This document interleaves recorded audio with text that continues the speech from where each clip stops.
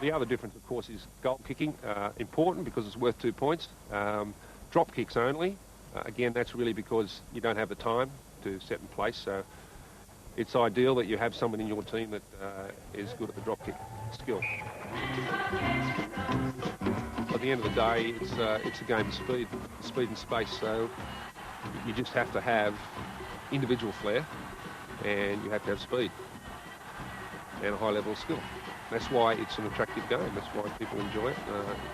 The games are quick, the turnover's quick. That's sevens. Well, sadly for the cup holders Wasps, they only had a small rugby experience today, losing in the first round to Leicester. The first action we're going to see features the Penguins, and they're playing Sale. Well, they've come from all parts, these Penguins. From Manawatu, and including a couple of real flyers from the Bedford club in Jason Forster and Dara Omani. And here, pounding down the midfield. And the big chase on here. Seru out wide. Nick Humphreys, second try. Just too many big guns. So much pace in this Penguins 7. Well, Seru had a long stride down the midfield, but in the end the support was there. Neatly flicked on by Carl Izzat. Batted on now to Serevi. Waisali Serevi. His younger brother Meili's in the squad too. This is Seru, Tokai, Seru, Serevi. Oh, look at that. Oh dear. It looks so simple, doesn't it? Thank you. Star over a decade of World Sevens. Nonchalance, the name of the game. But it's all about talent and skill. Carl Izzat with the mistakes. Nawabo Solosi plays number 8 in the 15s game, but he doesn't play the 15s game very often. Too busy with this one. This is Gao Gao on now to Meili Serevi, and Waisali's brother Meili Serevi scores another try. Plays very much the sweeper role, Meili Serevi. Not quite the talent of Waisali, but then who has? Conversion is over. Well, some brave work here by Sale. I don't think Serevi will chase it, but he don't like to have scores against them, however good. And that's him covering. He'll do something here. Saunters away. Flicks it on for someone else to do the rest of the running. Over the halfway. And fed on now to Dara Omani. And that's a formality.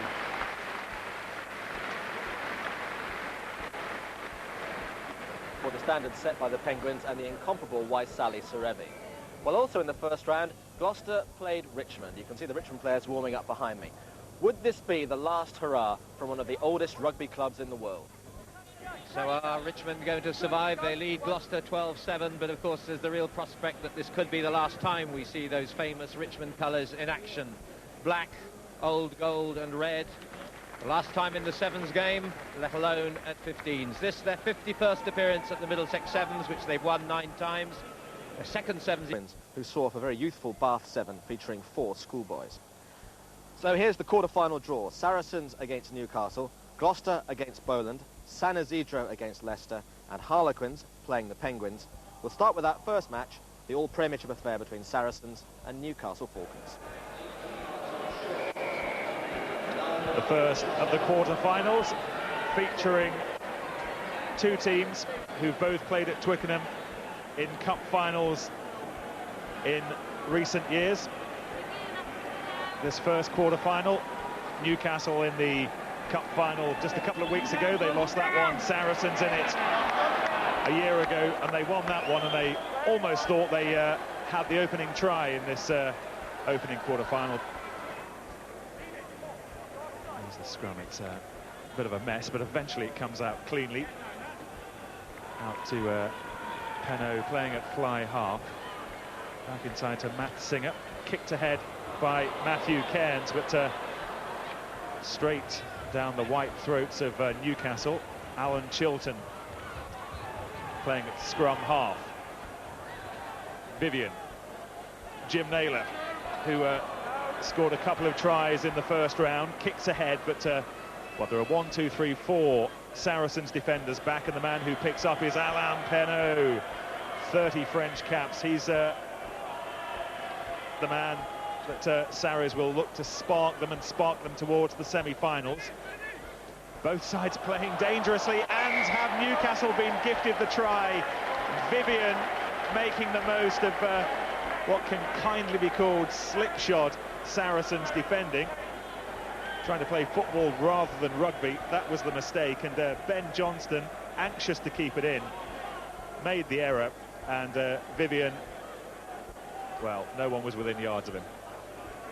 5-0 to Newcastle, and Saracens will know they have to tighten the defence.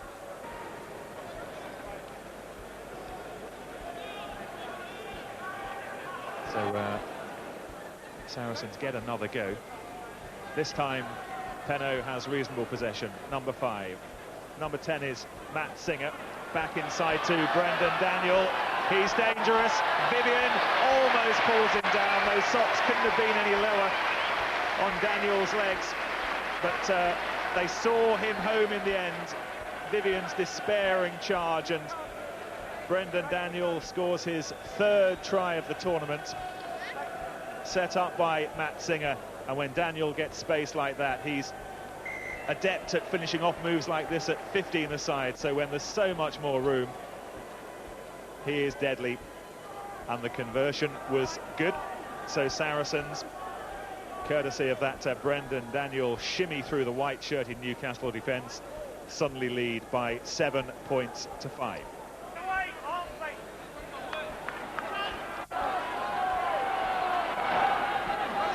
Matt Powell again being used as the runner to try and create ground. Daniel amongst those linking, and here's Singer. That's the halfway line. Penaud, there's room outside here, and Ben Johnston, who scored a hat-trick in the first round victory, has scored an important try for Saracens in the second round.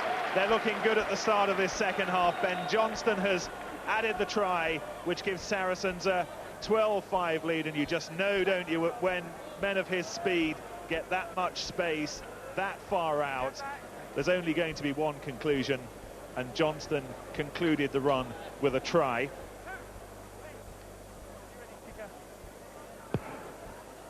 Restart from Penaud.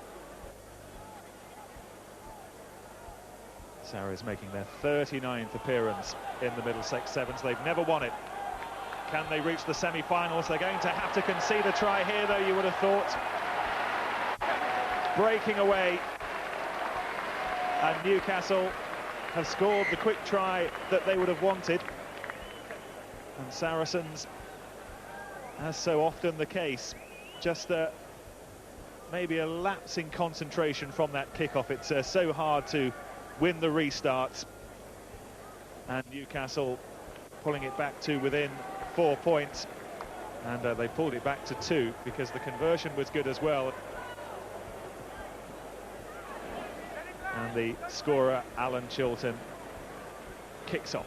Penaud deep inside their own 22 though, and Daniel, let's see what he can do from this position. He's hauled to the floor by Chilton, but Penaud just hoovering up, might get the bounce, he does get the bounce. Now just one man to beat with Daniel inside.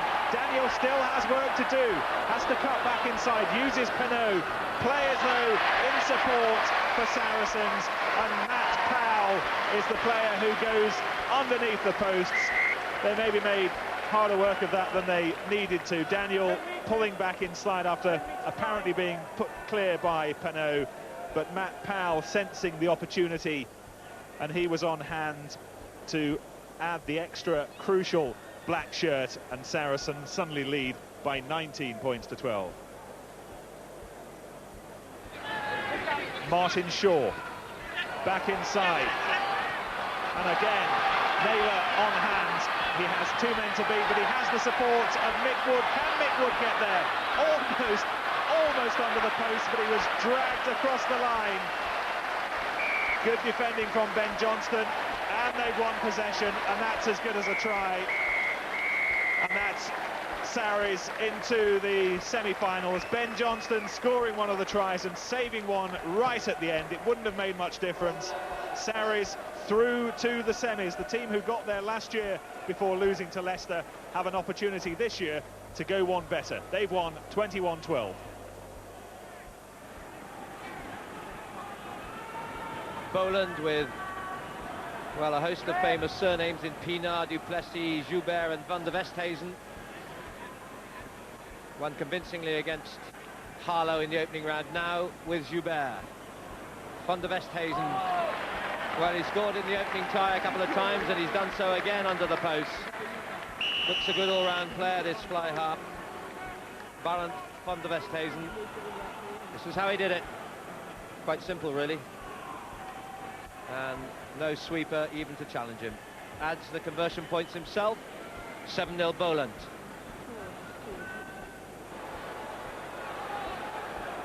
Eustace.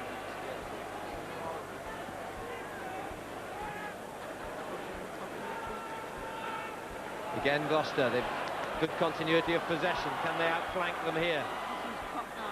Chipped over by Coakley. Player on hand to take it to the line, and does. So Gloucester eventually rewarded. Well, it was the collision that produced the loose ball. Nigel Kane to score it. Now Hanekom.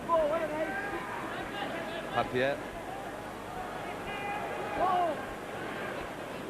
Certainly the Gloucester defence is improved, I was about to say. However, not that good. Henley Duplessis has a stroll in. Well, that just shows one missed tackle is a try in this game. And there's never been a more clearly missed tackle here than that one. And Henley Duplessis didn't even have to exercise himself greatly at all. 14-5. Lumsden, a long wide feed trying to stretch, but awkward one. And Boland quickly come back. Van der Westhuizen. Plenty of men outside, but no ball to go with them. They have it now with Papier. Papier, and this time easy enough for Schneiders. Oh, it's back to Van der Westhuizen. They're making life difficult for themselves at times, but finally get there. Free scoring, Barend Van der Westhuizen.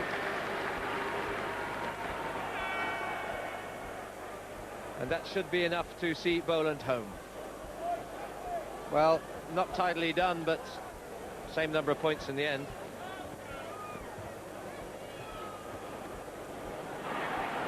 Gloucester. Well, they've lost it needlessly. Papier. Is that Joubert? Time bounce. Only Eustace to beat, and that's not a problem. And the 19-year-old Marius Joubert, who's been an under-21 Springbok trialist and plays centre, has enough pace with that well-placed kick. Only Eustace in sight, and you can't get a kinder bounce than that. And that surely is quite enough for Boland. Marius Joubert. Too many options almost, and that's the simplest and the most effective. Willem de Bruyn. 29 points to 5, and still about 3 minutes to go.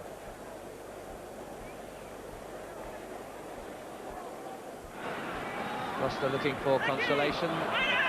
They'll get little from giveaway passes like that, or drop passes. Neil Papier, been impressed with the scrum half. Oh, nice dummy, all the way. So the South African side, first one here since Ithuba, the township side, entertained us all in '95. And prior to that, South African Services team in '45, the previous South African visitors. And here, in a fine tradition, great work by the scrum half, Papier. Gloucester Well, looking to have the last word in the last minute, but they won't. Sneijder will have that.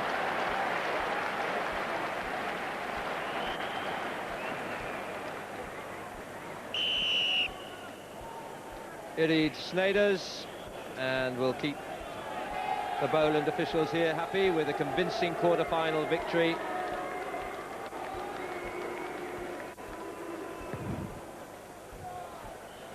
And a conversion to go with it. The final score takes Boland to 41 points to 5. It'll be a different task when they come up against Saracens in the semi-final.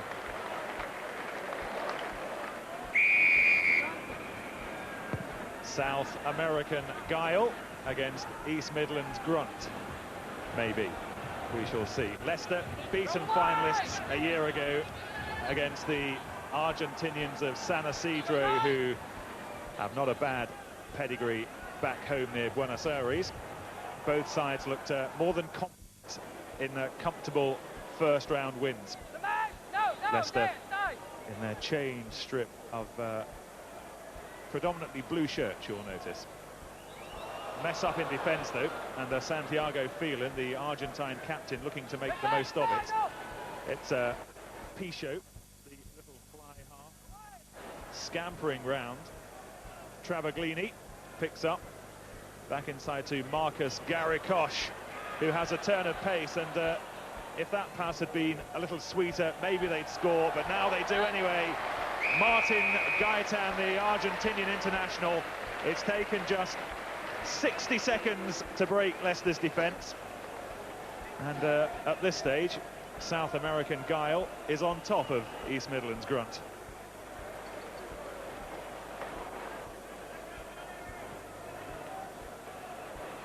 Dave Lockheed, the Canadian wing, who a few years back scored tries for Canada against England on this very ground, so he'll have happy memories.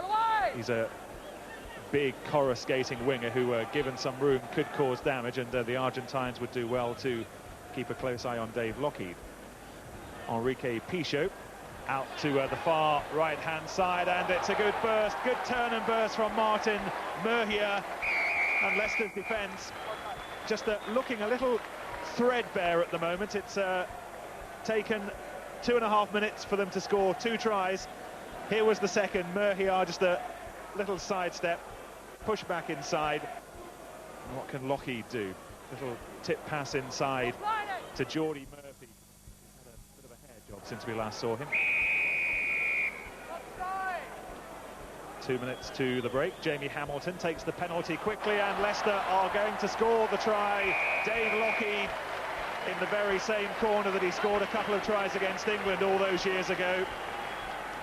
Gets the try for Leicester. And he's done this once or twice during the Allied Dunbar Championship run-in. And the Canadian has pulled Leicester back within 7 points. There's the score. Well tackled in the centre by Geordie Murphy. Wonderful tackle. Just arrested San Isidro's progress momentarily, but they have this break on. They've got options. It's all on this far right-hand side, though. Garikosh now lowers the foot on the pedal. Can he get to the bouncing ball? Garikosh scores. Very good ball. Drew his marker in. Looked as if he was going to wait for the man to come up in support, and then pushed on the power, beat the man. The ball bounced kindly. Garikosh, I think, scores the try, which may well ensure their passage to the semi-finals.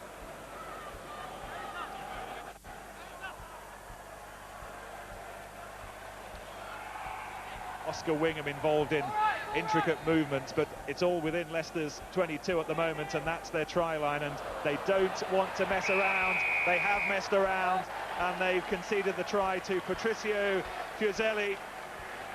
And if we weren't sure, we are now. These South Americans are heading for the semi-final. Are we going to see one more try, though, as we go into the closing seconds of this match?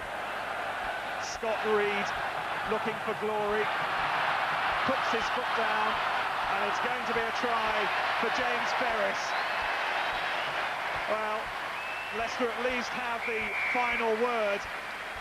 but the major statement as Ferris takes the kick himself quickly is made by the Argentinians of San Isidro. They have gone through. They've beaten Leicester by 22 points to 12, despite that late try from James Ferris, although much too late.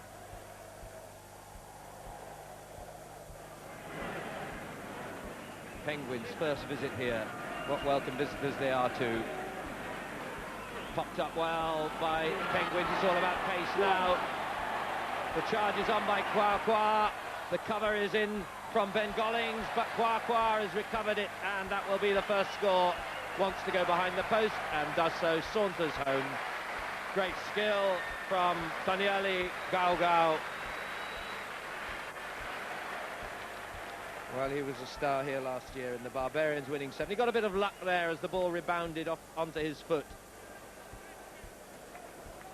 And that's the first.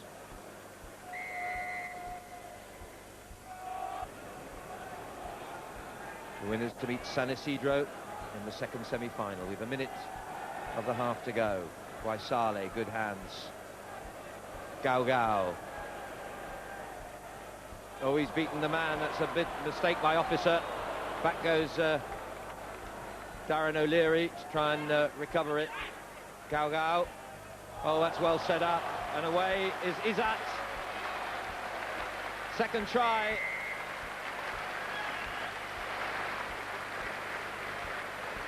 They just have pace in all positions. And here it was a very good bit of quick thinking by, well, you can call him Kwakwa or Gaugau, which I believe it is formally.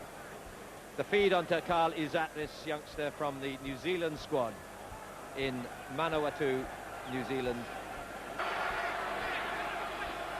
Link now to Chris Wright. Via Gollings, switch back again. They've got to get the line, they've got to get some sort of formation. They have the possession. Darren O'Leary has pace. Good pass inside. Could be all the way for White Cooper. There's the first one back. Steve White Cooper, born in Cape Town, has been impressive for Harlequins. He did so much this sort of thing in the first round tie. O'Leary's great break, lovely support, good hands, and then that great raking stride. Nothing Serevi could do about it.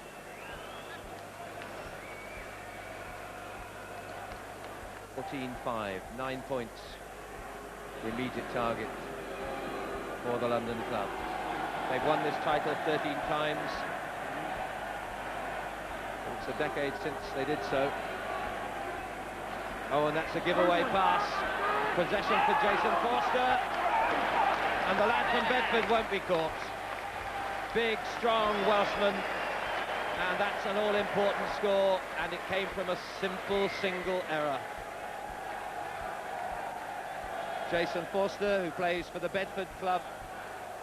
And once again, we've seen they have so much strength in so many places. They've got the pace all over the shop. Thrown away in the tackle. And a gallop home. And the conversion by Serevi. It looks set fair for the Penguins to take flight.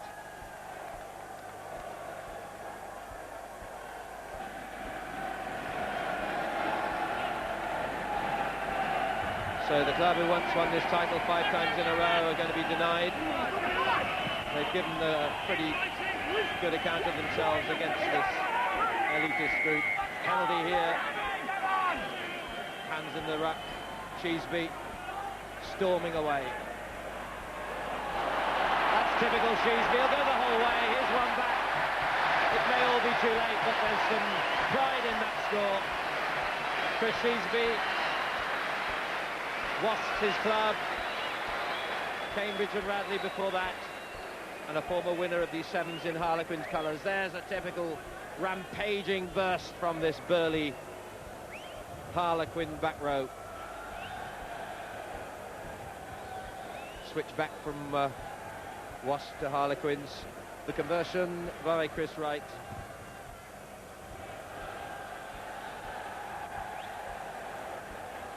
So it's 9 points the difference. It's a good pick-up. Officer downed by Meli Serevi, Waisali's brother, and a penalty. And that may be the farewell flourish for Harlequins today. Certainly is now. Kwa, Gao, whichever you like to call him, is away. Done and dusted, under the post, into the semi-final. And that wraps it up.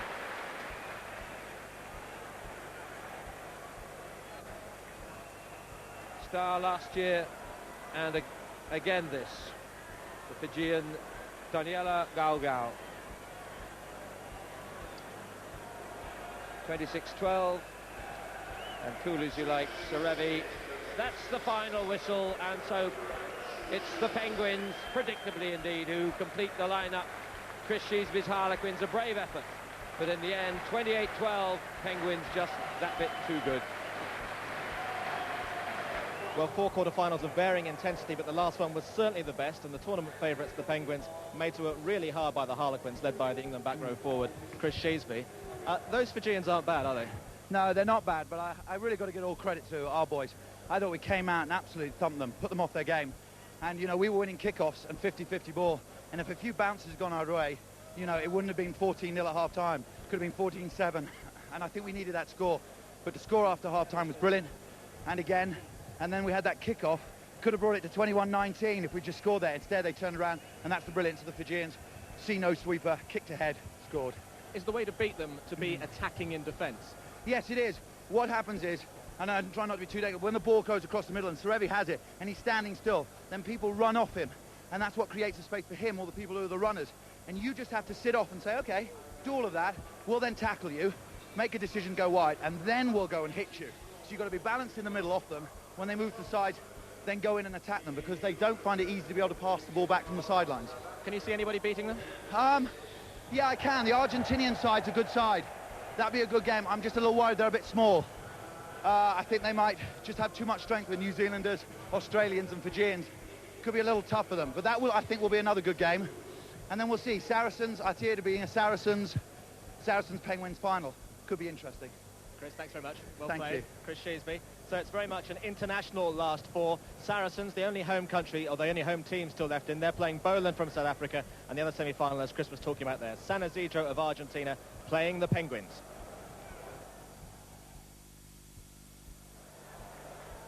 The last home hope. Saracens might be supplemented by an Australian, a Frenchman and a Kiwi, but if the Russell Cargill Memorial Cup, for which the teams are playing, is to stay on these shores, then Saracens have got to do the job over the next 15 minutes. And here are the men planning to take the cup all the way back to South Africa. Boland are enjoying their Middlesex Sevens debut and their Twickenham debut. They've racked up 83 points on their trip through the first and second rounds. Away we go. Refereed, by the way, Nick Cousins, the brother of the Olympic gold medal winning hero Robin Cousins. Two cousins who've excelled on skates and studs. It's the players we're most intrigued in, though, and Saracens have a huge test ahead of them over the next 14 minutes of sevens rugby, because Boland have proved themselves to be worthy participants here this afternoon. They've been strong and skillful and very, very powerful, beating Harlow 42-21 in the first round and Gloucester 41-15 in the second. But Saracens looking dangerous early on, and it's an opening try, is it? Matthew Cairns had the opportunity but cut inside, and the opportunity went when he did.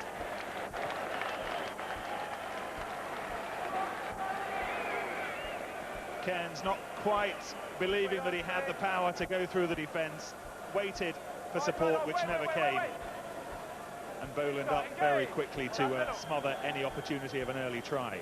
Still no score, but Saracens have possession. This is Brendan Daniel, and he has speed to burn.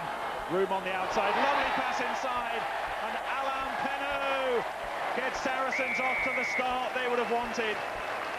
The French fly half, who's on his way from the club at the end of this weekend. He's going back to France, how he'd love to leave the club with a trophy to remember him by. And he's got the opening try in this semi-final. 5-0 to Saracens.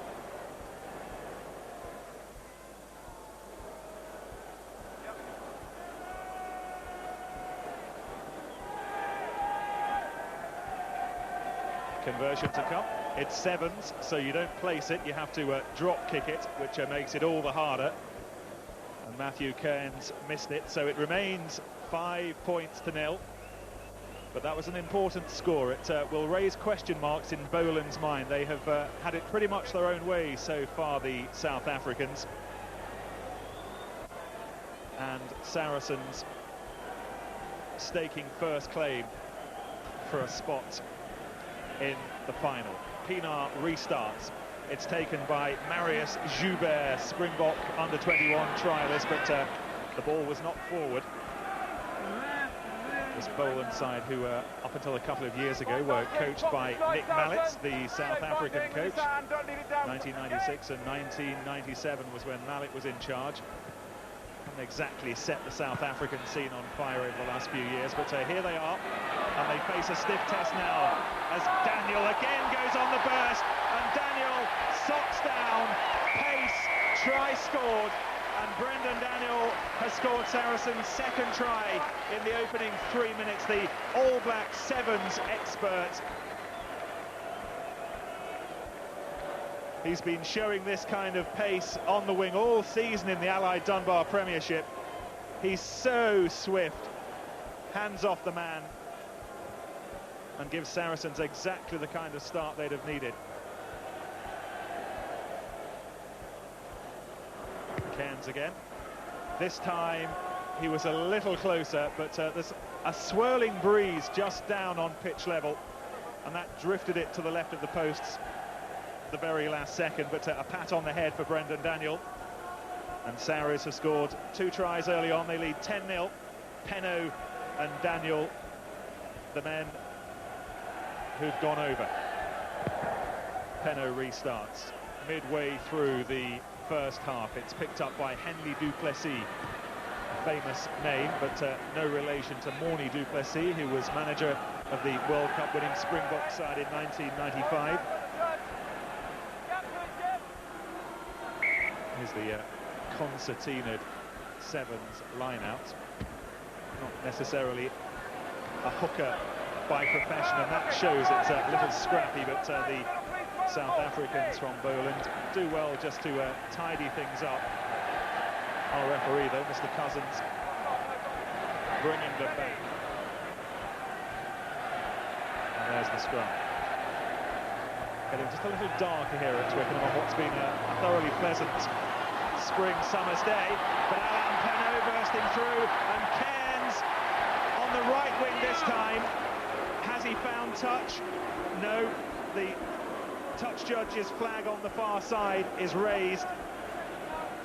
Let's see how close he was. It was Penno who made space, but you can see that Cairns is always running out of the angles, and just shoved into touch a yard short. But this is a big line out for the South Africans. Van der Westhuizen with the skull cap cleverly, just a little dangerously maybe, passing back, but Boland survived, and they could have been 3 tries down. As it is, it's still just the 2, but they've hardly been out of their half in these opening minutes. Now they surely will. They're trying to break away up to the halfway line. They've got men in support.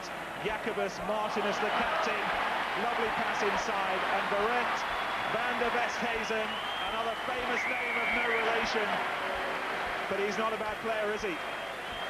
Saw the gap, and Van der Westhuizen, who has been scoring with regularity in the tournament so far, scores another try, flies for the touchdown. It's been converted, and such is the beauty of sevens that Van der Westhuizen, with those 7 points, has pulled the South Africans back to within 3, and in a split second, Saracens, having dominated this first half so far, suddenly find themselves just the 3 points ahead.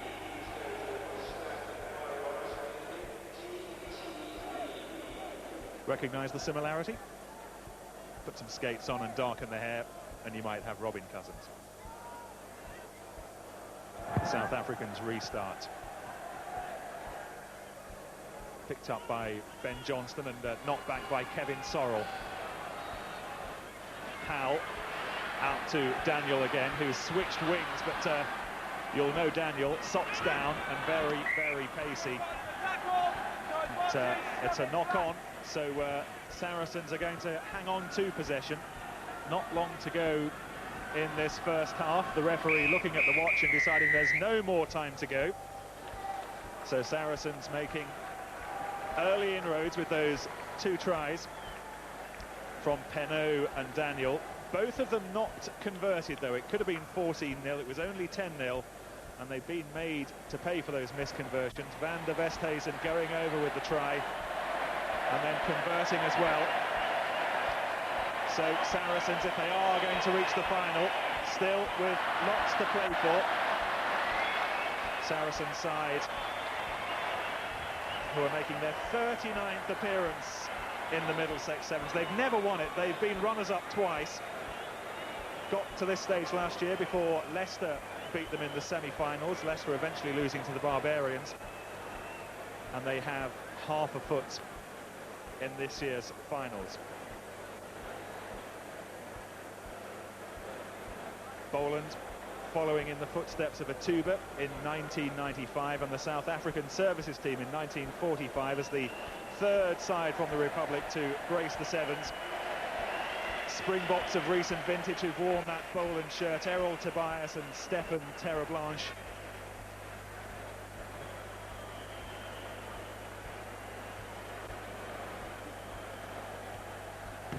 And as the skies just begin to darken a little above Twickenham, for the first time in the tournament, Boland will have to come from behind in the second half if they're to make it 3 wins from 3 and book their place in the final.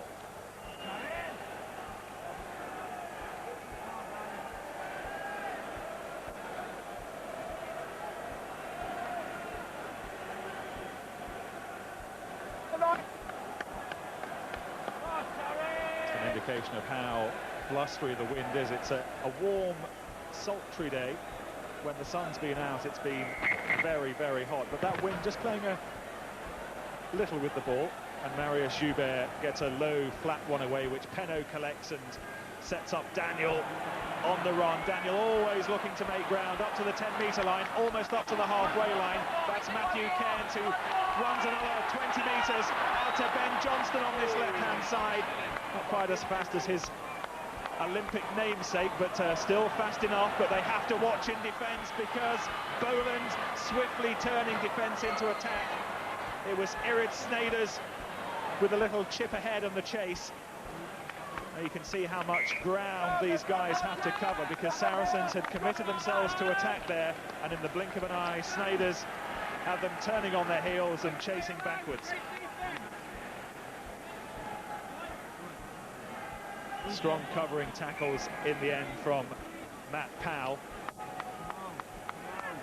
I think it was Matthew Singer who got back in the end to stop Snyders, but it's pegged Sarries back in their own half. They still have that 3-point gap, and it's their possession from the scrum. Daniel, the All Black Sevens player, enjoyed a couple of fruitful seasons at Saracens, a championship winner and a cup winner last season. Slight hint of obstruction there as Matt Singer tried to get on the end of that long bouncing ball, but it's not been given. And with Baran van der Westhuizen on the ball, Boland can come away. 5 minutes to go, 3 points the difference. And here comes Daniel again, showing the man the outside and beating the man, beating Henley du Plessis, but the defence up quickly. Marius Joubert taking a free lift on the back, and they win back possession well. Willem de Bruyne, Jacobus Martinus the captain, but it's loose. Hacked ahead by Kevin Sorrell. Neil Papier, who's shown himself to be speedy enough in the opening 2 rounds, opts instead though to pass inside to Irid Snyders. Van der Westhuizen. Saracens working very hard to cut down the options, and it was a forward pass knocked on by a Saracen's hand, so it will be South African possession. Here we go, Van der Westhuizen trying to go down. It looked like Van der Westhuizen knocked it forward, but the referee deciding that it's going to be Boland possession. Break in play for a South African injury. Marius Joubert will limp back towards the players. The other 14 men on the pitch will enjoy this breather, because it's been hard work so far.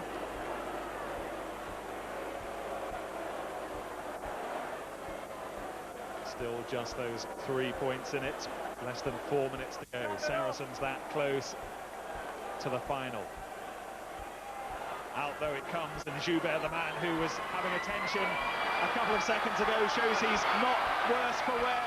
It's going to be a run for Steve Ravenscroft. They get the tackle, but still the South Africans will pick up, and it's not been given, I don't think. It's a knock-on.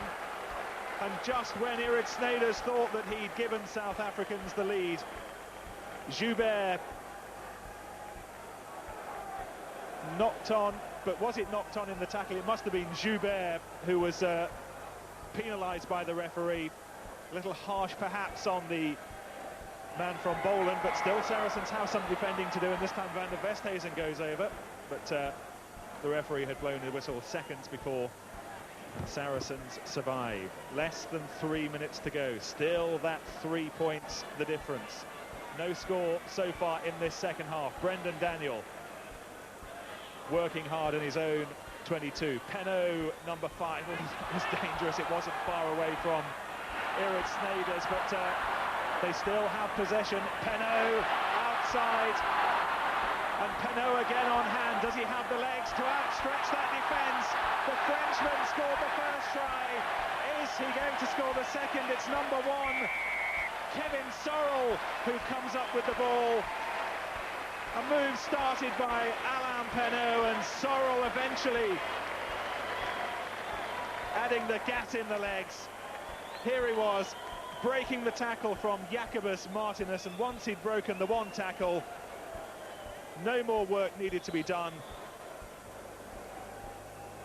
And how significant will this try be from Kevin Sorrell? It's 15-7 with the conversion attempt still to come, which has been missed, but Sorrell's try means that Boland have to score twice. They trail by 15 points to 7, and we have around 90 seconds to go.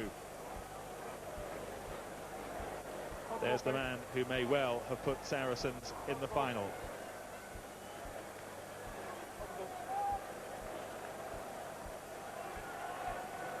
Time ticking away, and Alain Penaud will be in no particular rush to take the kick. The referee tells him just a minute to go. Here we go. And unless Boland do something very, very spectacular, their run at the sevens has got another 60 seconds to survive. Long pass out from Matt Powell. Daniel. Powell again. Cairns on the outside. He's supported by Ben Johnston inside. Almost makes the break. He had 3 tackles to beat though.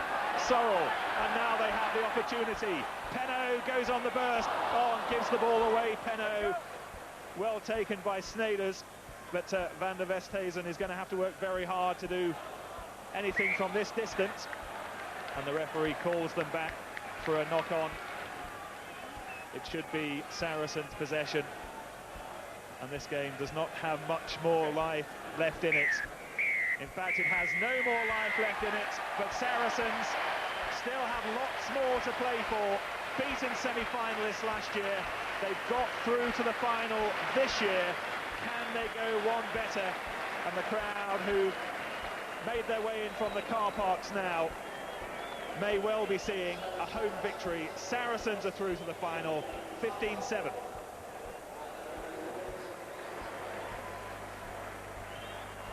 So it's down to the two invitation sides in this, the second semi-final. Pumas versus Penguins. The Argentine Sevens club champions Kazi, Club Atletico San Isidro in the stripes against the Penguins, this collection of world stars. 5 Fijians, 2 New Zealand international Sevens squad members, 2 players from Bedford, the Flyers, and here's the first man, the big Penguin, which is Kakai Seru.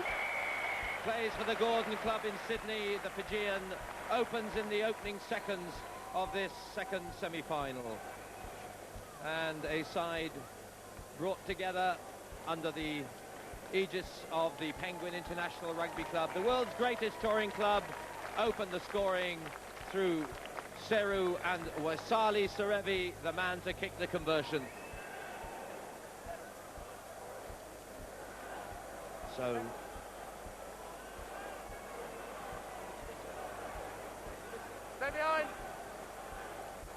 what a start by the Penguins, and immediately the San Isidro side trying to settle.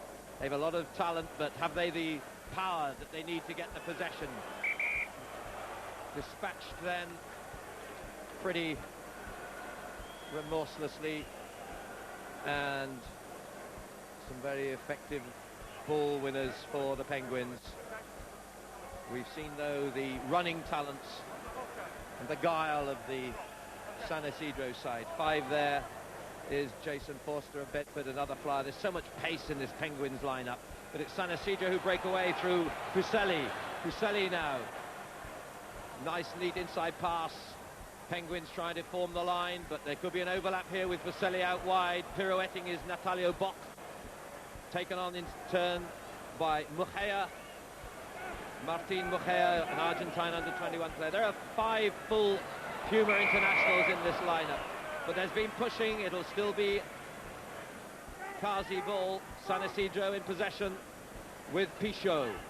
Enrique Pichot. Now Fuseli. Little chip and chase. He tried to throw it. He tried to throw it off his head, did he? Just nutted it forward. Oh, well, great if it comes off. Look at that. Martin Patricio Fuseli. He's in the Argentine squad. And we may see more of him again. He's been quite a live wire in the build-up to this. They won convincingly against Leicester in the last round. And Westcombe Park before that. Penguins beating Sale easily, and in a tough quarter-final, they finally downed a brave Harlequin effort. But it's the Penguins who lead 7-0. Marshall directed by Waisali Serevi, but he's on the defence now as Fuseli goes wide through with Gaitan. Oh, it's a great score. Natalio Bock. And when they get the possession, they can carve up openings all over the place. Natalio Bock, the man to round off the effort of Martin Gaitan.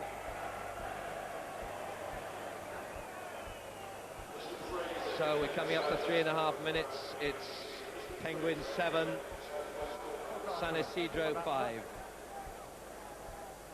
And here's the all-round utility player, Patricio Fuseli, to try and make it 7-all. Coming up to 4 minutes. Off the left foot, no problem. We've got a game on here. Penguins have looked a class ahead of anyone else, but one always sensed San Isidro had enough elusive talent to create problems for them. They're doing just that.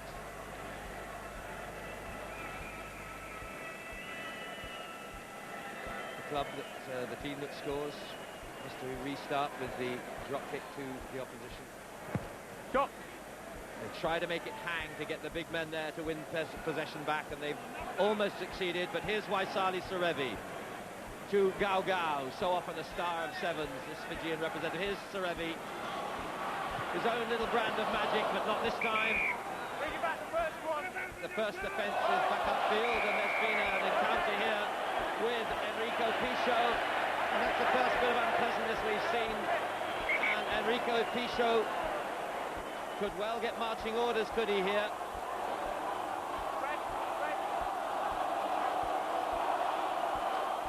and it's Serevi, I think, he took out. This is the brother of Agustin Pichot, the Argentine scrum half. Watch this. Oh, there's no excuse for that. You've got to go. And he's gone. A blatant punch. And Enrico Pichot is off. And I'm trying to think when I last saw a player sent off in the sevens. And it was on Waisale Serevi. We're coming up to, what, 6 minutes into the first half, and that could determine the outcome. So, 6 against 7, it's bad enough 7 each. And against the Penguins, impossible, I would suggest. So easy to create the men over. It'll require superhuman effort from the remaining 6. It's a pity that's added a dampener to proceedings.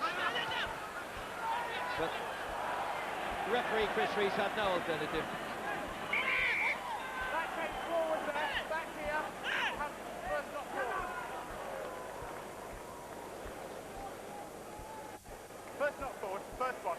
So the sending off was left the crowd a bit stunned here. It's not what you see in sevens. Okay. Square up, lads. So San Isidro have to try and make the best they can of their 6 players. Fuseli Touch. came off, Fuseli himself in the end. It'll be a Penguin throw-in. Silosi, normally number 8, plays his rugby in Fiji for Mangavi Exiles, but it's well worked back. And San Isidro aren't done yet, despite being down to 6. Taken on by Gaitan. Firebok back to Gaitan again. Big tackles coming in, Serevi that time. No advantage, keep the tackle down. No advantage. Being accruing to San Isidro, they've got the penalty for the ball played off the floor. And Chris Rees laying down the law. Fuseli. Once more, Martin Gaitan, current member of Argentina's international squad. Oh, that's clever. Here he goes again, Gaitan. To the rescue is Gao Gao for the Penguins international side. Oof. Well, the players are living dangerously here, and down goes Carl Izat, one of the New Zealanders from Manawatu in the international 7 squad, but it's penalty given, rightly so. And cutting back inside, went forward to Garikoche. Marcos Garikoche, well, with an eventful first half, and it's still on a knife edge. San Isidro 7, Penguins 7, but of course they have lost one of their players, the scrum half, Enrique Pichot. Can they survive? That is going to be the fundamental question for San Isidro, Club Atletico. So here for the very first time, and they've been popular until that unfortunate incident. A Penguin side, well, what a tremendous game they've given to the world, really, taking worldwide in 53 countries they've played, from Australia to Zambia, from Chile to Czechoslovakia, from Switzerland to South Korea, and they've won many a 7-a-side tournament around the world. And today, Bill Calcraft, the Australian who's just to the right of that group in the Penguins colours, he has brought together this superb group to oppose the San Isidro club, the reigning 7s champions in Argentina. They won it last December, but this did their cause no good. Pichot fells Serevi. I sense why Sali made the most of it, because he was quickly back up on his feet. For a moment I was going to think he was going to be laid out, and not surprisingly the Penguins reacted, and so too did the referee in the appropriate manner. And as well, to have a top-class referee on occasions like that, Chris Rees had no choice, and he needed not to think about it for too long. So the 6 men of San Isidro, as the skies darken overhead. We've had some bright sunshine for most of the afternoon, but there's a sort of a storm in the air, one senses.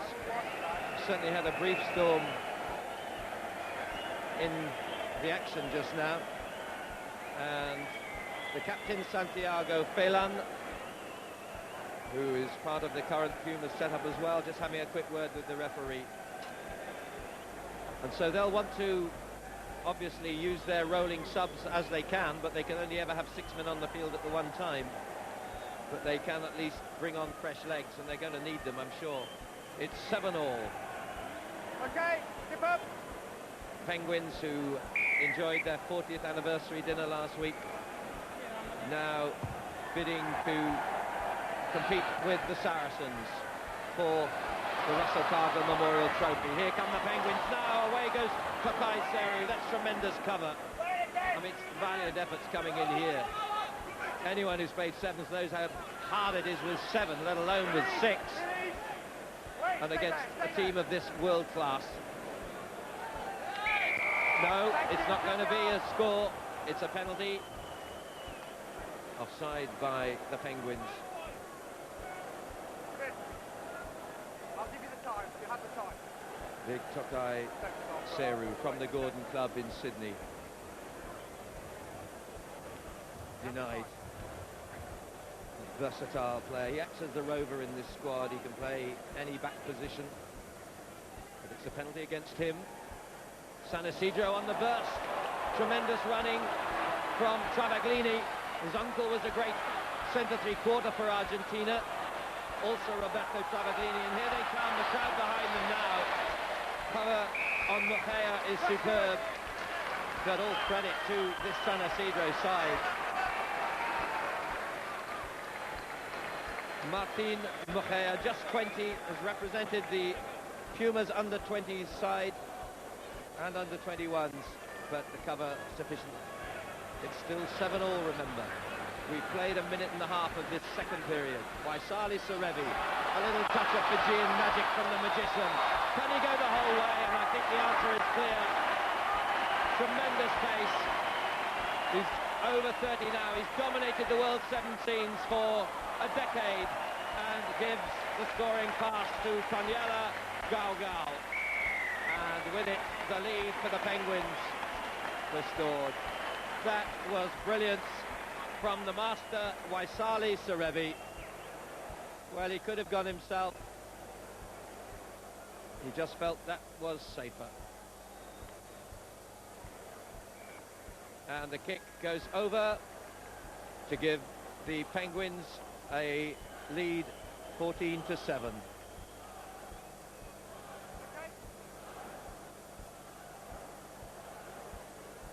So as the floodlights come on to brighten the gloom, we've suddenly got grey skies overhead, and the Penguins have the lead, 14 points to 7. So for a place in the final. 7 against 6, here come the Penguins again, surely oozing confidence now. Away by Gaugao. He's still going. Oh, that's brilliant.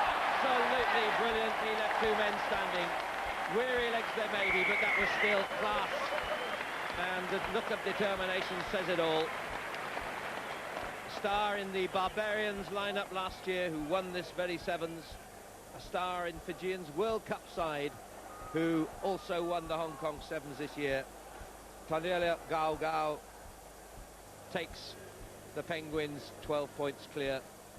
And Serevi, just a couple of metres out, will lob it over the bar. Have you ever seen anyone quite so casual? And there's a contented Bill Calcraft, the Australian international and Oxford University player who brought this squad together. He's running the show from the sidelines and running the changes,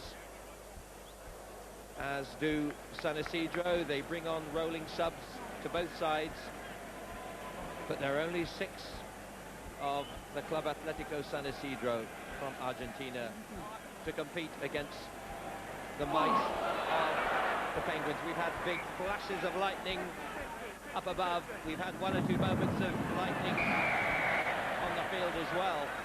Lightning pace and rolls of thunder. Now rebounding around Twickenham.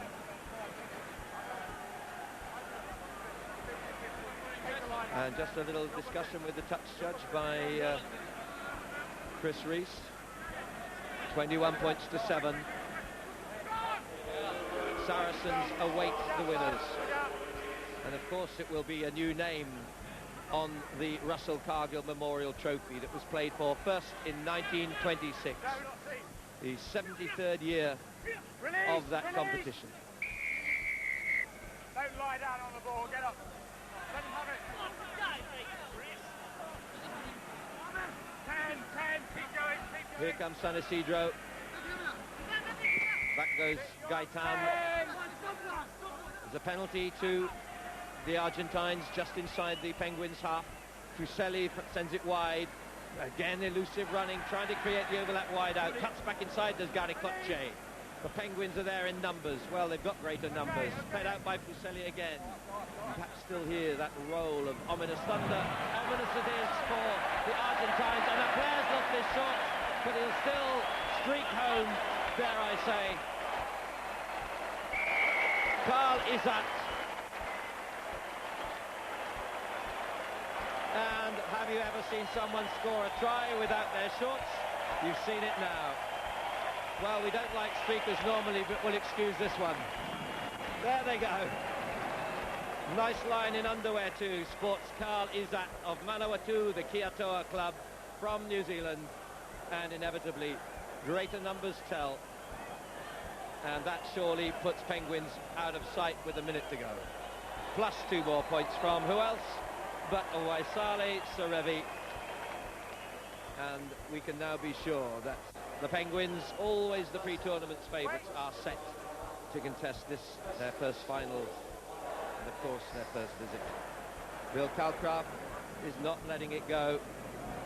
Did ever an Australian let something go until the game was won? Elusive Garicoche, and this time rolling over the top of him. There's a bit of aggro again. And that was Quao Quao, Gao Gao as he's officially called. The clock is stopped, and there'll be a warning here for the former Barbarian and now Penguin star from Fiji, Paniela Gao Gao. Not been the easiest day for Chris Rees. He probably thought it was a nice social afternoon out. Such a sporting festival in the past. That was high and dangerous. He took his left arm round the player's face. So the clock is stopped.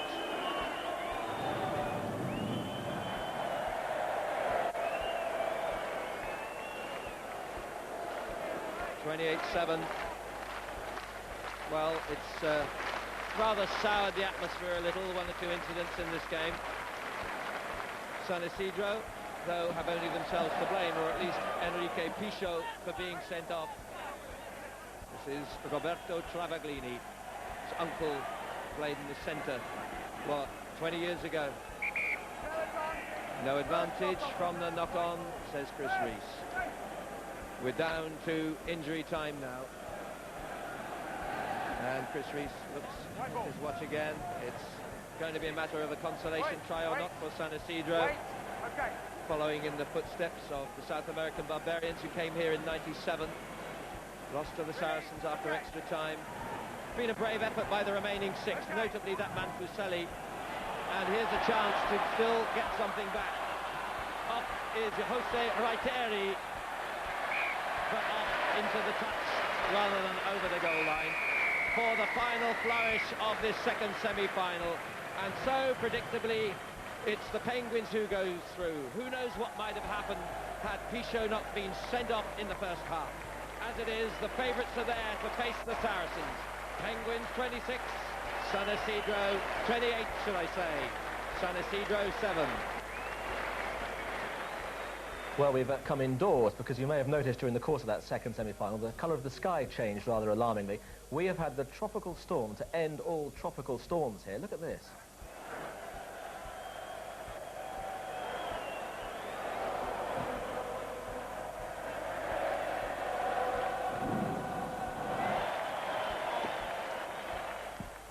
Well, I've never seen a deluge like it ever at Twickenham before. The lightning and the thunder is still going on above us.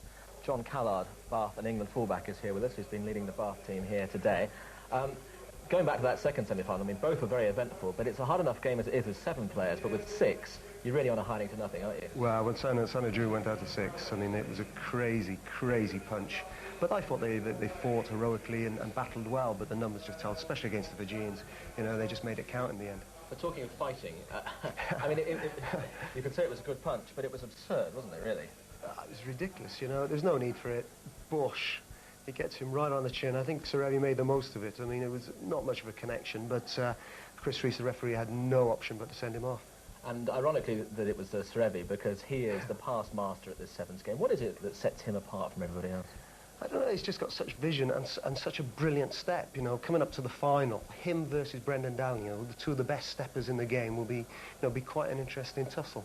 Actually, we came past the bookmakers just down one floor below us here in the North Stand at Twickenham, and they've got the Penguins at 2-1 on and Saracens at 6-4, and I said I could pay my mortgage off because I can't see any way the Penguins are going to lose this. What do you think? I don't know. I think watching Saracens in the semi-final, they were very committed, and I was very impressed with the performance of Alan Pennock. He tackled well, he covered well, and he was like the general playmaker. If Brendan Daniel can get in the game with his little step, I think there just might be a little tinkle down there. This tournament is not what it was in its heyday, you know, with 50-odd thousand people who are packed in here and all the big names of the game still being here. How do you assess the Middlesex Sevens now? I think it's important, but for me personally, I would like it to be moved to the mid-August, where we can bring all our celebs and all our stars away from international commitments, and perhaps that will put a few more thousand people through the gates.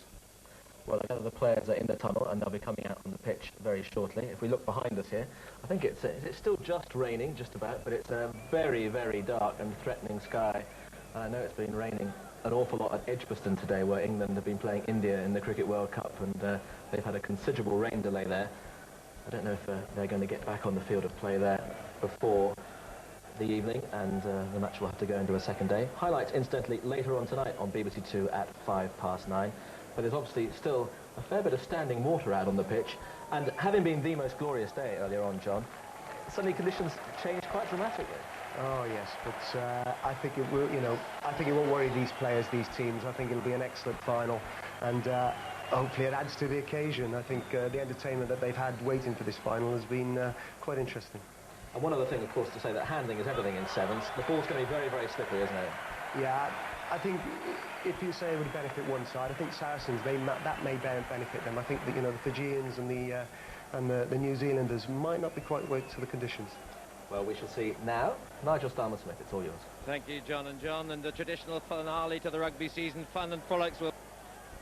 And today, perhaps in protest, I would suggest, it looks like being the last time that the Sevens will be held this time of the year. We've had thunder and lightning in plenty. So this, the final of the MCI WorldCom Middlesex Charity Sevens, with the Saracens team twice runners-up in their previous 38 appearances in the finals, led by Australia's Sevens captain Ryan Constable. They've got Alan Pennock, Pace from Daniel, Sorrell and Johnson.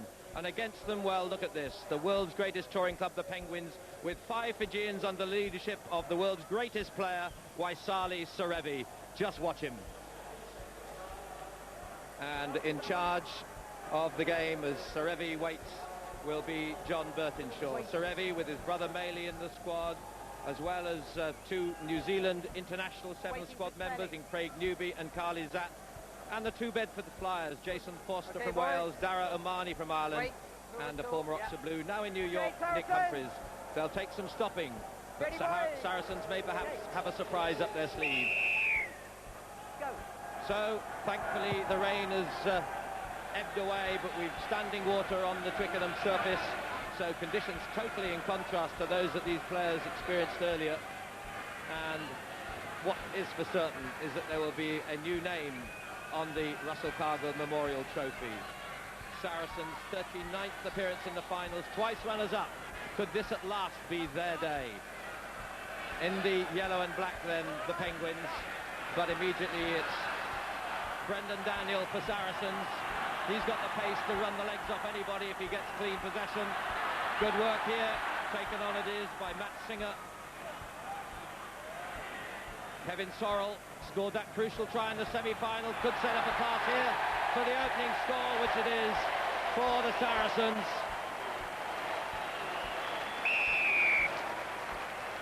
Matt Powell runs in the first, so that really has thrown down the gauntlet to the Penguins side. Superb work here by Kevin Sorrell, who has been a star of this 7, and there's the support. That's so critical in 7s. Matt Powell, the scrum half, with his 4th try, and a very important psychological blow to score in the first minute. Matt Singer adds the 2 points for the conversion. 10 minutes each way, of course, so it's quite an ordeal, a grueling contest. 20 minutes of 7s at the end of a day's effort. And it's Saracens who've taken the initiative. Last year, semi-finalists, 3rd in the Premiership this season, and they've kept a very useful 7 back for this occasion. With the laws as they now, of course, the scoring side restarts. It was via Alain Penaud, the French playmaker, and that's him with the tackle. I think he's surprised 1 or 2 with the quality of his tackling today. And again, it was the 30 times capped Frenchman Alain Penaud. He's in the thick of affairs still. Brought away, though, by Nick Humphreys. Serevi, Waisali Serevi, good tackle from Sorrell. And it's been very effective, this Saracen style. They're crowding him out, but there's the break. And that time it was Penaud, missed his man first. This is Tokai Seru. Huge Fijian, great ball winner. Carl Izzat, one of the young New Zealand squad. That's Serevi, but you can see the ground underfoot is hard to keep your footing on. It's so wet. Standing water. Away goes Ben Johnston. Johnston, 1 against 1. Tries to get the pass across, but there's no one close in support. And the Penguins can come away. Popped inside by Nawaba Solosi. And remember, there's a £50,000 award for the winners. And here's a gift of a try for Kevin Sorrell.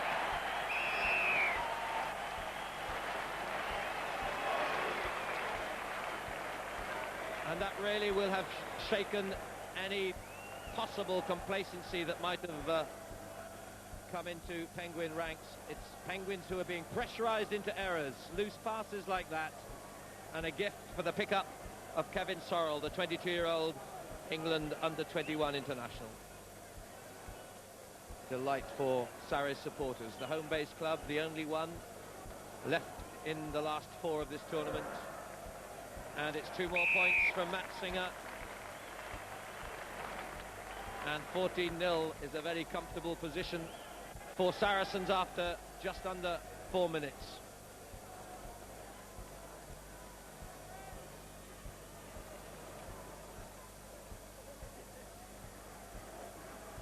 Well, Saracens were runners-up to the Barbarians 2 years ago. Before that, runners-up in 1958. And this, their 39th visit. Will that trail of frustration end today? 4 semi-finals as well. 5th including today. Serevi will have other ideas, but that slippery ball is creating problems. Carl Izzat unable to hold it. Serevi looks serious. Beware. The man from Mont-de-Marsan, where he's been playing his 15-a-side rugby. His first time at the Middlesex 7s, but he's played everywhere else in the world and won everywhere else in the world. This is Tokai Seru. He plays in Sydney for Gordon, another Fijian. This is Gao Gao, star with the Barbarians last year, fed on by Silosi. Saracens up tight though, marking tightly. They've got to beware the gap. Serevi darting, weaving, held. But Seru is there, and Seru is away. Chased by Powell, but Seru is caught. Inside is Gao Gao, and the support's good enough. Taniela Gao Gao, a Fijian World Cup star, has pulled back the first try. And we played 5 minutes and a half. Well, support play is everything. Seru, I thought, was going to get there, but it didn't matter. He had a man on hand. And that's where the effort comes in. The temptation is always to hang back and wait for the other player to make it. But every now and again, like then, you are needed in backup. The conversion over from Waisali Serevi, and 14 points to 7. 6 minutes played. 10 each way, remember.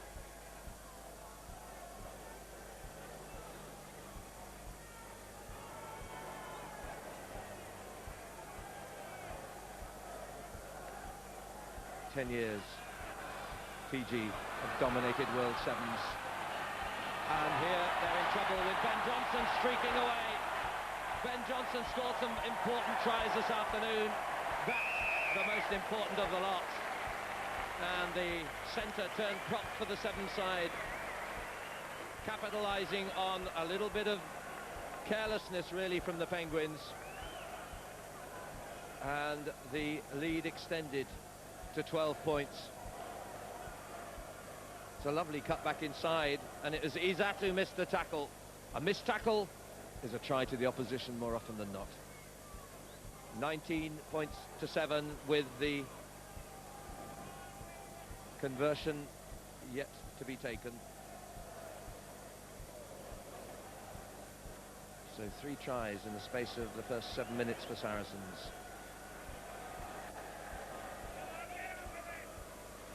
Drop goal has to be in Sevens. Matt Singer's right on target. That's 3 out of 3 for the former Bristol and Cambridge University man.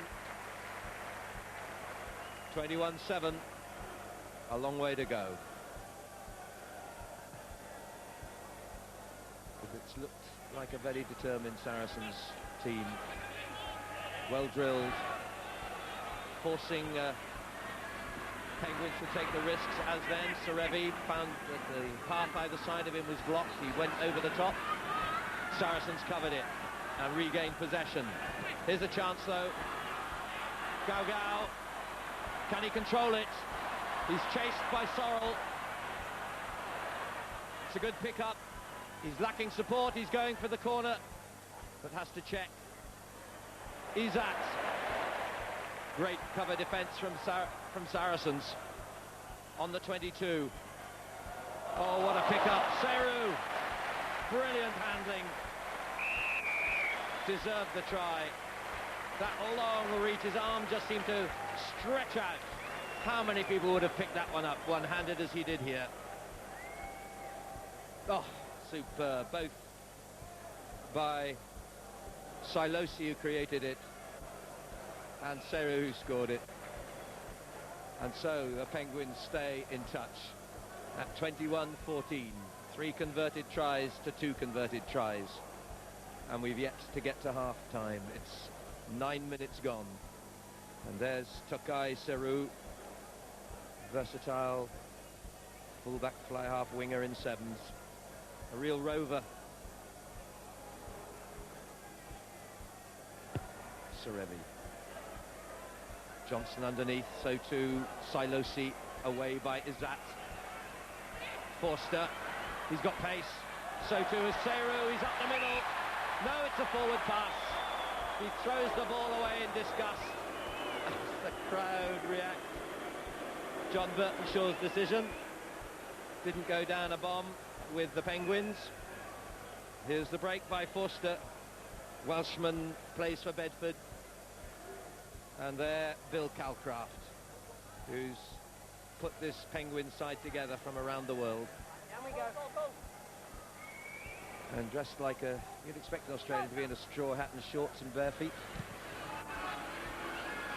Peno's speculative kick says, there's the ball, you play with it. Back down in your own 22, and the Penguins go back there. We've played 10 minutes, so we're up to injury time being played now. Serevi trying to create good tight marking again, but you've missed the tackle, Saracens. Serevi away briefly. Could be enough. Silosi to create the opening. Gao Gao ready for the long run from his own 22. Oh, tremendous cover. And that's been a hallmark of the Saracens today. And now can they quickly turn defence into attack? They can. 2 against 2. Charging up the middle is Singer. He's away. He beats Serevi on the outside. And stretches the Saracens' lead to 12 points. Injury time at the end of this first half. 26-year-old Matt Singer. played some rugby with Neath before coming to Saracens, and here not just kicking the points on the conversions but running in the try himself. Well taken too.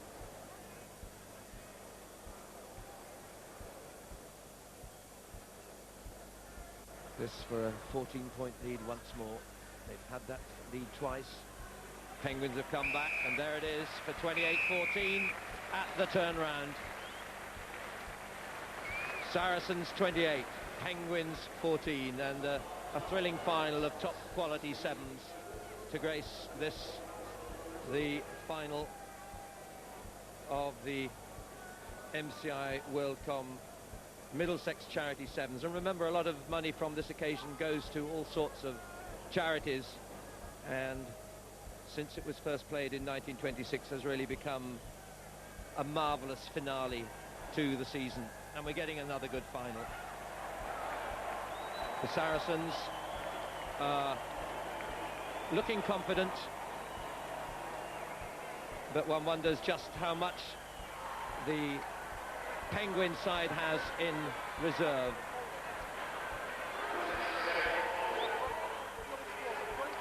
So just a few moments to regain the breath.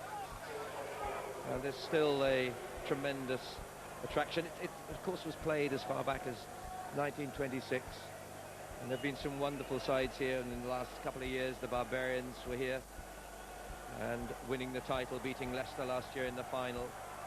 But how many people would love to see Saracens win today after so long and so many attempts?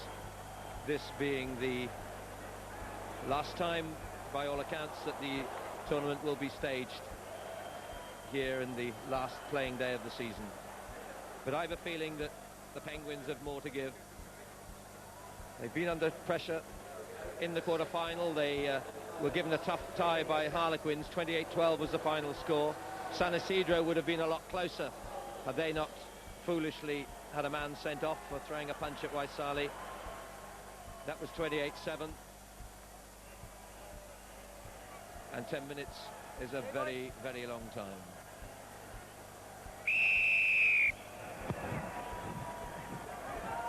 John Burtonshaw then starts the second half. Possession for Matt Powell, scrum half, Bourne Abergavenny. This is the pace of Brendan Daniel, one of the New Zealand specialists. But Craig Newby, just 19 from New Zealand, uses the conditions to slide the ball into possession. And Saracens, lying over, have conceded the penalty. 28-14.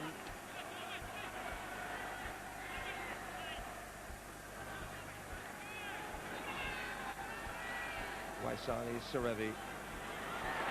He's away, Gao, oh, again, adds on the pace, turns on the gas. And behind the posts, Penguins stay right in touch.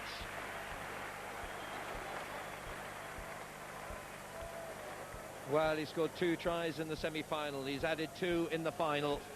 And just steps on the accelerator here and away. Vain chase of Matt Powell. Serevi and 2 more points. We're back to just a converted try difference. 28-21.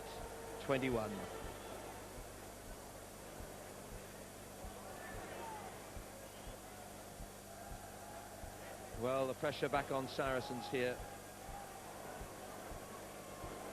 One error can create the opening, the opportunity, and certainly the Penguins have got the talent to exploit any opportunity.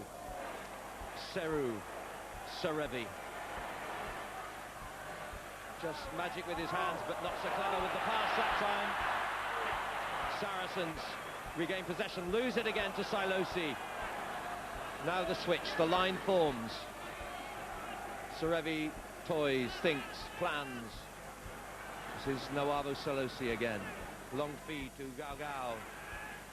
Wide again, this time to Daro Omani, who's come on. Rolling replacements, of course, allowed. Seru. Omani, he's got pace, but closed down by Cano. He's lost him.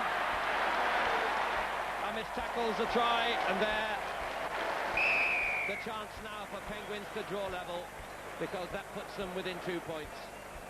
Well, it looked as though Alain Penaud had the man covered. He did, but slippery hands, slippering feet, which was it? Just lost his grip, tried to take him over the shoulder, and the Ireland international Dara Amani had to coast home without problem. And sure as eggs are eggs, it's over for 2 points from Serevi. It's locked at 28 all. We've played 3 minutes of the final 10.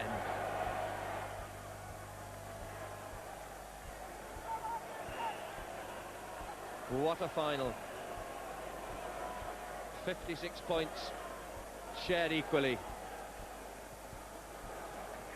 Serevi away. Touch on the far side. Two big men for the Penguins. The tallest in the side is Nawavo Salusi, Carl Izat of Kiatoa, and Manawatu, New Zealand. Possession clearly won.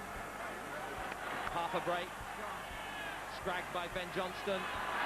But here's added pace again. Good tackle defence by Kwao Kwao. Brendan Daniel intercepts. Alain Penaud to set up the counter-attack. I don't think he was expecting that. Still Saracens. They're supporting each other well. They've got men wide out. Has he seen them? He has. Brendan Daniel into the tackle of Serevi from the pass by Matt Cairns. And Penguins come again. Players already looking leaden-footed in moments. So enervating as Gao Gao gets back to his feet. Well, I guess Brendan Daniel wished he'd taken a different line, but Serevi was almost mesmeric. He stood still and waited for a man to come into him, which he did. Away by Matt Powell. Now to Singer. One for Daniel to chase against Omani. Two flyers here. Depends on the bounce. Omani there first, right in the corner on the goal line. Clung to and forced out by Brendan Daniel. Well, look at the tension, the anxiety of Bill Calcraft. We're midway through this final half. And Saracens have the field. Imagine the tension down there at 28 all. The slightest mistake, you could give the game away. Singer.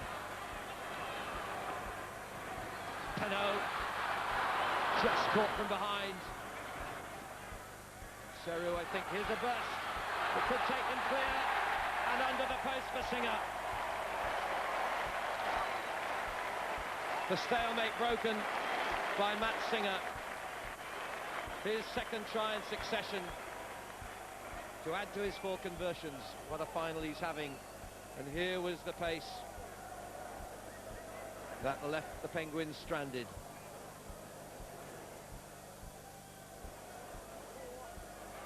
We played 6 minutes of the second half. 33-28. Vital kick. Sure enough, Matt Singer. 5 tries, 5 conversions. 4 tries, 4 conversions. And still plenty of time, so much to happen. Over 3 minutes, and that can seem an eternity in sevens. If you're hanging on to a lead, but it can fly by if you're losing. Here come the Penguins. Serevi, has he got 1 or 2 more tricks left up his sleeve? Gets the pass away, but it slips. Greasy ball this time, remember. And it was Silosi who lost possession and conceded possession. Possession is all. Couldn't recover. Not a bad tactic by Singer. Checked it with his foot, didn't risk the hand. Singer again. Is he going to get the hat-trick? Serevi collars him from behind. just short of the Penguins' goal line. And the referee's whistle goes to give Penguins the put-in. John Burtonshaw in charge of this final. Well, that was terrific work by Serevi. Few people would have pulled a man back flat out like that for the line. It looks as though Singer himself may have taken the knock, is it? So it's down to the last couple of minutes. There'll be a little added time and only one converted try between the two teams. And fought their way to an epic final, and thank goodness that the torrential rain, thunder and lightning that we had disappeared before the teams took the field. Well, a chance of a breather before the final encounter. Everyone back on their feet. Right, down we go. Penguins have possession. Sort of situation Serevi loves to break out from if he can. He's under pressure though. That was a knock-on. And again, the little errors that we've not seen in this largely Fijian side have come into play in this final with crucial effects. Negative for the Penguins. Yeah, he slipped it. It went forward and he tried to kick his way out of trouble. So Matt Powell to feed the scrum, 5 metres out. Another score could surely seal it. Or any score. Penaud, you can see how slippery it is underfoot.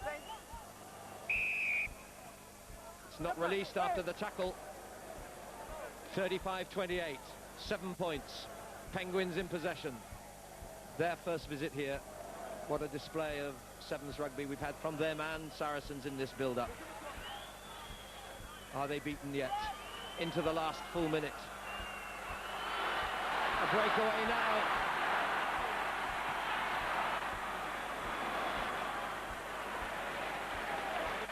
Full credit to Saracens in defence. For a moment it looked as though Uzat might get away, and Saracens have crucially got possession back. We're moving into injury time now, and Penaud, who can blame him, looks for the safety of touch, and a few more seconds tick by.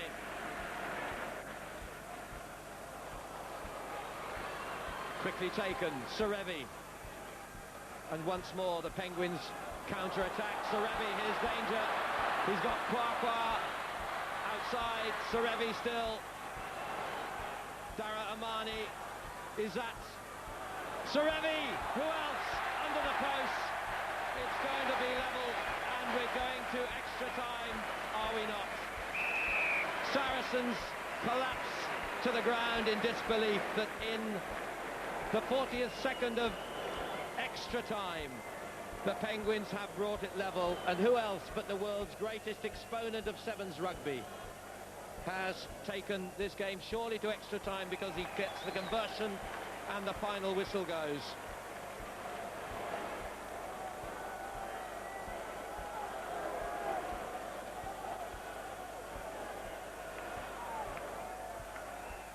In fact, the referee has broken the sequence because it ends at extra time. Saracens 35. It will be, of course, the first team to score in extra time. It will go on until somebody scores. It's like the golden goal in football. It's 35 all. What a finale. Sudden death.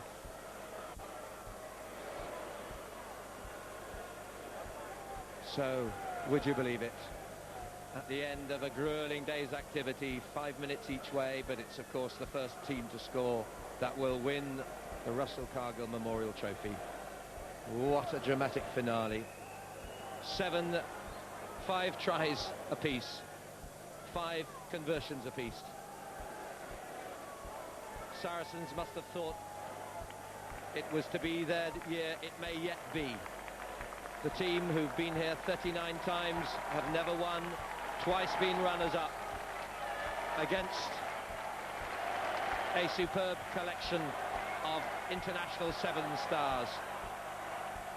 £50,000 to the winning seven, £30,000 to the runners-up. But it's not the money here, it's the status, the triumph that they will savour most of all. The kick restart straight out. That gives a free kick to the other side, which will be the Penguins. The Penguin International Rugby Club only last week celebrated their 40th anniversary. The founder, Tony Mason, his 80th birthday, and Alan Wright. What a wonderful contribution to rugby they've given. Here's a breakaway, and it's going to be Gao to score. Depends on the bounce. He controls it, and there's the golden try. And the Penguins are winners of the 1999 MCI WorldCom Middlesex Charity Sevens. The heart goes out to the Saracens, denied yet again. They've never won the title. 3 times now they've been runners-up, but there's no denying that the talents of this Penguins side, favourites from before the tournament started, was always going to be the biggest challenge to any team.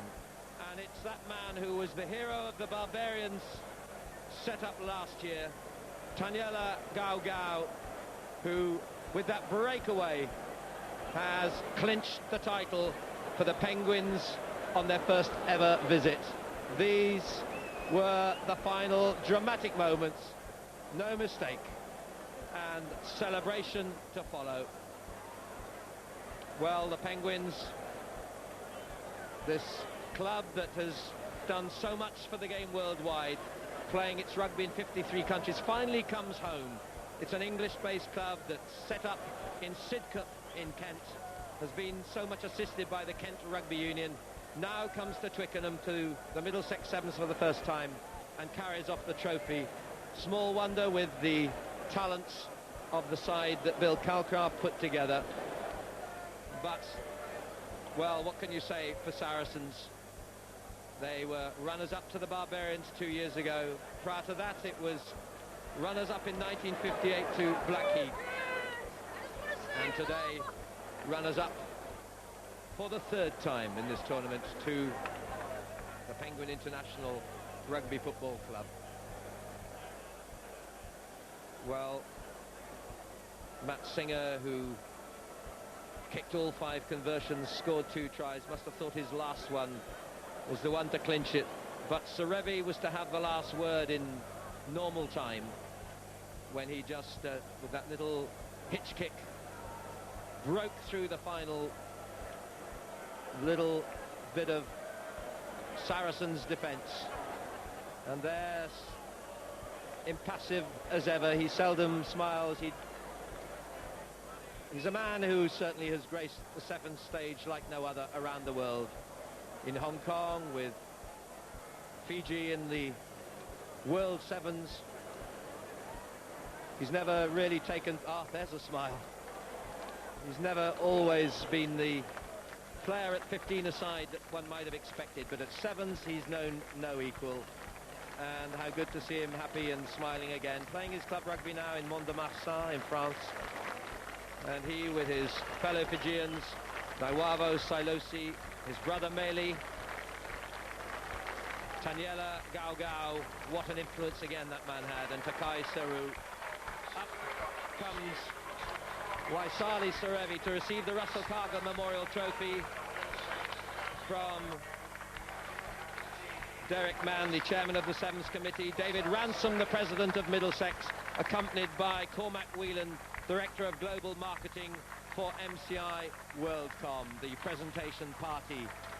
And there, Waisali Serevi with the trophy, first won by the Harlequins back in 1926. They had to dispose of the Harlequins again today to reach the semi-final.